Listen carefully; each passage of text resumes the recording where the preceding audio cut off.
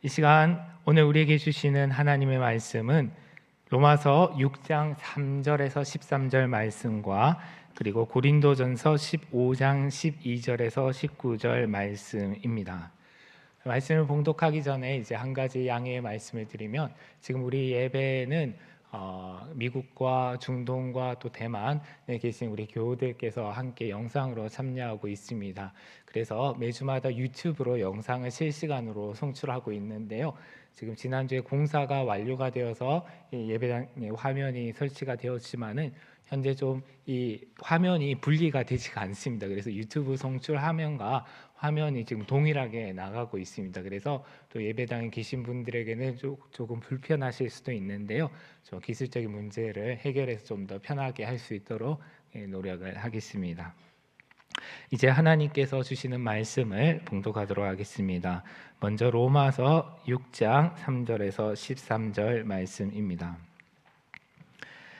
세례를 받아 그리스도 예수와 하나가 된 우리는 모두 세례를 받을 때에 그와 함께 죽었다는 것을 여러분은 알지 못합니까? 그러므로 우리는 세례를 통하여 그의 죽으심과 연합함으로써 그와 함께 묻혔던 것입니다. 그것은 그리스도께서 아버지의 영광으로 말미암아 죽은 사람들 가운데서 살아나신 것과 같이 우리도 또한 새 생명 안에서 살아가기 위함입니다.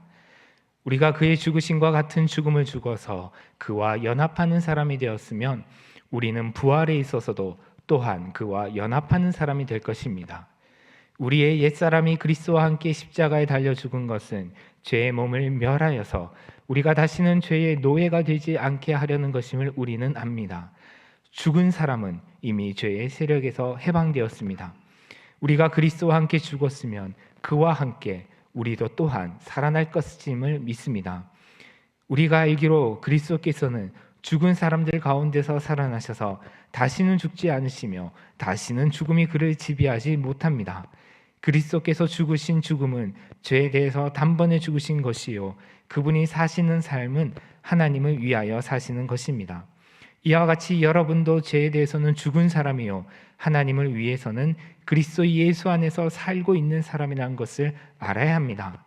그러므로 여러분은 죄가 여러분의 죽을 몸을 지배하지 못하게 해서 여러분이 몸의 정욕에 굴복하는 일이 없도록 하십시오. 그러므로 여러분은 여러분의 지체를 죄에 내맡겨서 불의의 연장이 되게 하지 마십시오. 오히려 여러분은 죽은 사람들 가운데서 살아난 사람답게 여러분을 하나님께 바치고 여러분의 지체를 의의 연장으로 하나님께 바치십시오.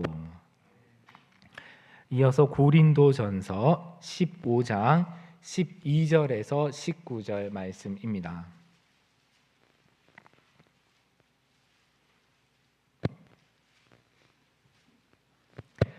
하나님의 말씀을 봉독합니다. 그리스도께서 죽은 사람 가운데서 살아나셨다고 우리가 전파하는데 어찌하여 여러분 가운데 더러는 죽은 사람의 부활이 없다고 말합니까? 죽은 사람의 부활이 없다면 그리스도께서도 살아나지 못하셨을 것입니다. 그리스도께서 살아나지 않으셨다면 우리의 선포도 헛되고 여러분의 믿음도 헛될 것입니다. 우리는 또한 하나님을 거짓되이 증언하는 자로 판명될 것입니다. 그것은 죽은 사람이 살아나는 일이 정말로 없다면 하나님께서 그리스도를 살리지 아니하셨을 터인데도 하나님께서 그리스도를 살리셨다고 하나님에 대하여 우리가 증언했기 때문입니다. 죽은 사람들이 살아나는 일이 없다면 그리스도께서 살아나신 일도 없었을 것입니다. 그리스도께서 살아나지 않으셨다면 여러분의 믿음은 헛된 것이 되고 여러분은 아직도 죄 가운데 있을 것입니다. 그리고 그리스도 안에서 잠든 사람들도 멸망했을 것입니다. 그리스도 안에서 우리가 바라는 것이 이 세상에만 해당되는 것이라면 우리는 모든 사람 가운데서 가장 불쌍한 사람일 것입니다. 아멘. 저는 삼손같이 대단한 사람도 아닌데 삭발을 했습니다. 초반에 막 머리가 빠지는데 감당이 안 되더라고요. 근데 삼손은 머리를 밀고 나서 힘이 없어졌는데 저는 추워졌습니다. 그래서 어쩔 수 없이 모자를 쓴 거니까 여러분의 양해를 바랍니다. 세어보니까 거의 5개월 만이더라고요. 제가 입원을 한 거는 대림절 첫 번째 11월 마지막 첫 번째 주간이었고요. 또 지난 2주 전에 이제 퇴원을 했습니다. 전적으로 하나님의 은혜입니다. 우리가 숨을 의식하지도 않고 자연스럽게 숨 쉬지만 매일 아침 하나님께서 숨을 불어 넣어 주셔야지 되는 거구나 하는 것을 병상에서 깨달았습니다. 어떤 날은 정말 기도를 싫어할 뿐만 아니라 기도할 힘이 없습니다. 그 많은 약과 이제 항암 주사를 이렇게 맞으면 완전히 기진맥진하는데 그럴 때마다 떠올랐던 말씀들이 있고 그 중에 하나가 공감복음에 다 등장하는 이야기인데요. 오래된 중풍병자를 동네 사람들이 둘러매고 예수님이 계신 집 천정을 뚫고 내려다 줍니다. 주님이 성경을 보면 그들의 믿음을 보시고 그 사람을 고치셔 주셨다 이렇게 기록되어 있는데 저도 여러분들 기도 덕에 저는 기도하지 않아요. 기도할 힘이 없어서 못했는데 여러분들이 대신 저를 위해서 기도하고 또 예수님께 데리고 가서 그 덕으로 제가 오늘 이 자리에 설 수 있게 된 것 같습니다. 감사를 드립니다. 오늘 시간이 많지 않아서 말씀을 좀 같이 나누겠습니다. 로마서 6장을 보면 거의 6장 끝까지 거의 매 구절 반복되는 단어가 있습니다. 죽음이라고 하는 것. 죽음, 사망, 매장했다, 묻혔다 이런 식으로 표현을 했습니다. 왜 바울은 그렇게 매 구절마다 죽음을 강조했을까? 그것은 그만큼 죽음이라고 하는 게 중요한 신앙생활의 그리스도인의 삶의 중요한 일이기 때문인 것 같습니다. 사실 돌이켜보면 우리들의 신앙생활은 어쩌면 바로 이 한 단어에 달려있는 게 아닌가 생각을 합니다. 본문을 읽으면서 제가 묵상하는 가운데 3가지 사실을 발견했습니다. 왜 죽어야 하는가? 첫째는 죽어야지만 새로운 생명으로 새로운 존재로 다시 태어날 수 있습니다. 두 번째는 죽어야지만 부활도 할 수 있습니다. 마지막 3번째는 죽어야지만 우리가 죄의 세력으로부터 죄의 그 압박감으로부터 우리가 벗어나 해방된 삶을 살아갈 수가 있습니다. 오늘 아마 1-2가지 정도 얘기하고 모자란 것은 다른 기회에 또 말씀을 전할까 합니다. 첫 번째로 3절과 4절을 보면 우리가 세례를 받아 예수 그리스도와 함께 죽는다고 했습니다. 그러면 새 생명을 누리게 되고 새로운 존재가 된다라고 그렇게 했습니다. 오늘 마침 세례 예식이 있습니다. 2분 잘 명심해서 들으시길 바랍니다. 세례는 단순히 죄를 씻어내는 것만 의미하지는 않습니다. 세례는 우리가 대학교에 교인이 된다고 하는 그러한 교회 입회 의식만으로 그치지 않습니다. 세례는 우리가 예수 그리스도와 함께 십자가에 우리의 옛 사람을 죽이는 그런 일입니다.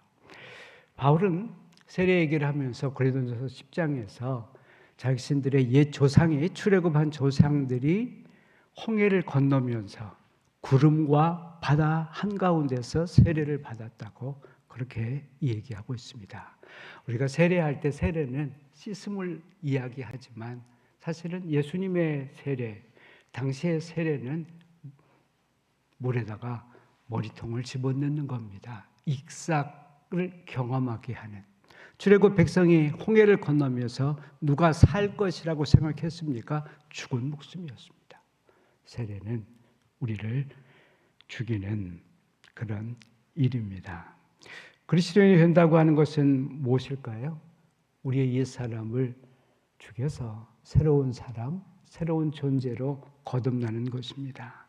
여전히 옛사람인데 좀 더 도덕적이 된다든가 좀 더 종교심이 많은, 좀 더 종교적이 되는 그런 일이 아닙니다.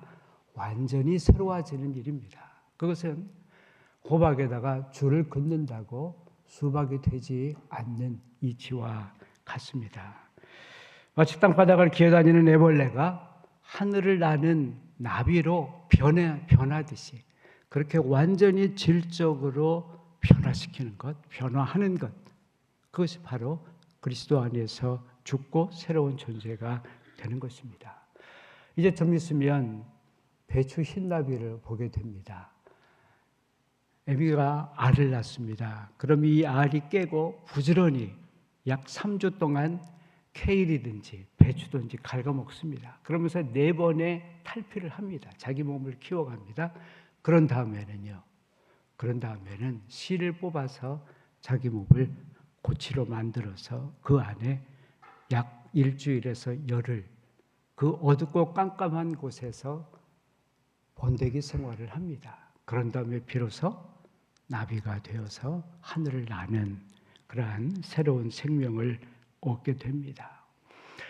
유대인들은 늘 표징을 구했습니다. 그래서 예수님께 당신도 참 예언자라면, 우리의 구세주라면 옛 예언자들처럼 표징을 보여주십시오. 그때마다 예수님이 하신 이야기가 있습니다.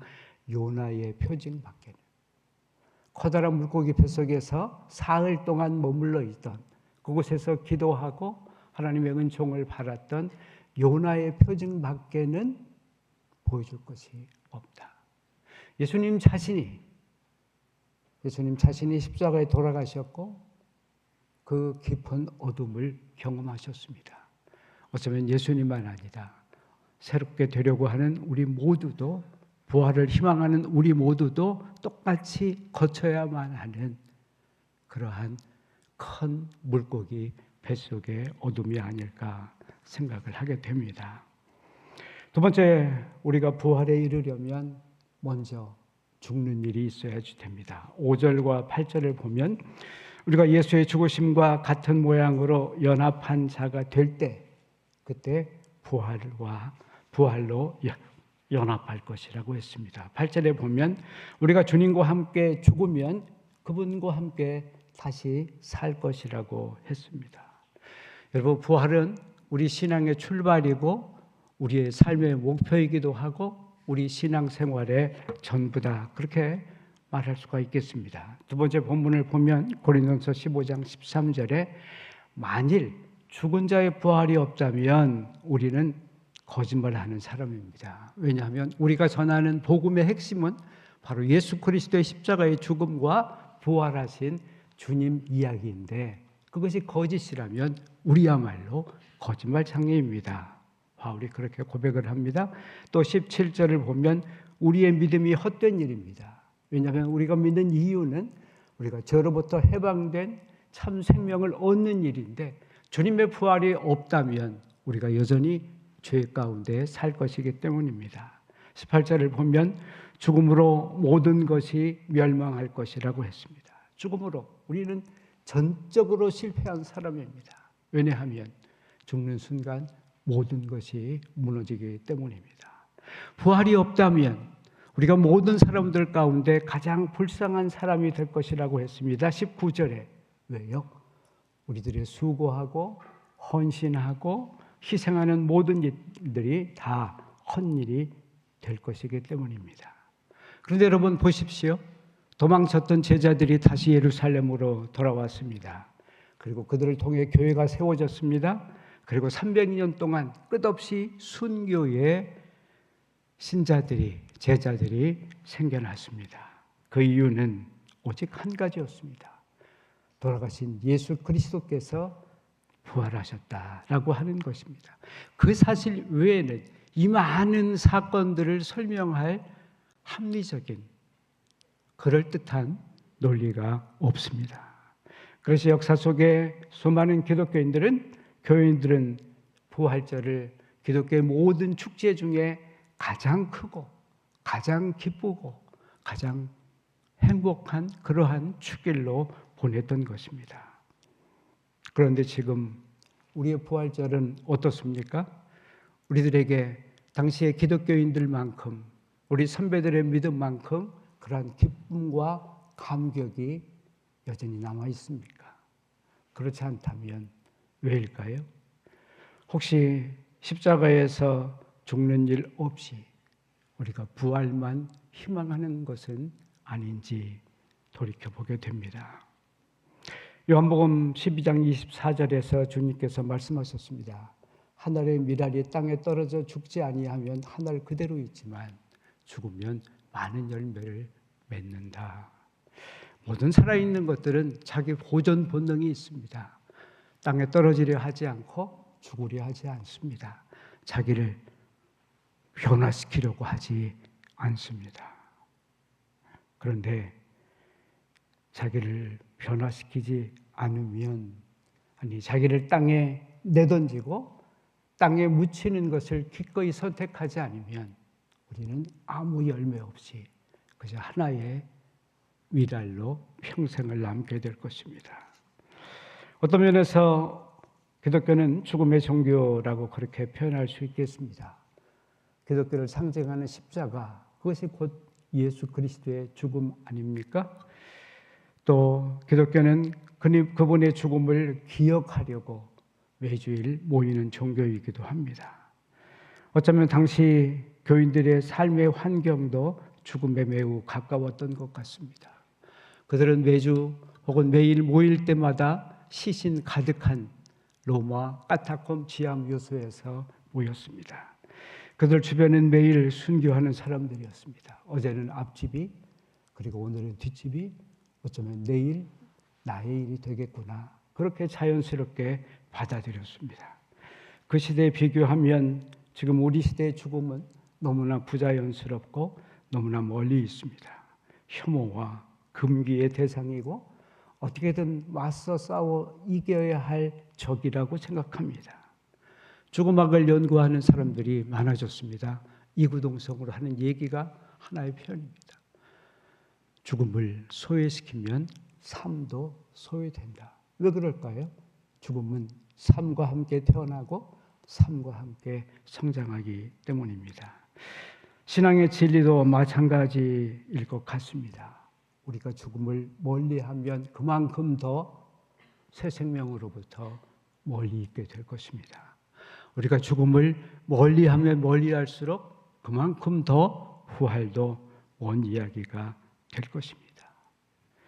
그런 점에서 우리가 시급히 회복해야 할 최우선적인 과제는 죽음을 새롭게 대하고 새롭게 생각하는 그러한 태도가 아닐까, 그런 생각을 말씀을 통해 함께 나눕니다. 기도하십시다. 부활하신 주님, 영광과 찬양을 주께 올립니다. 저에게 믿음을 허락하사 기꺼이 주님 가신 그 길을, 십자가의 길을, 우리의 옛 자아를 십자가에 못 박는 용기를 얻게 하여 주시옵소서. 부활의 참된 기쁨과 행복을 누리며 사는 복된 인생 되게 해 주시옵소서. 예수 그리스도의 이름으로 감사하며 기도하였습니다. 아멘.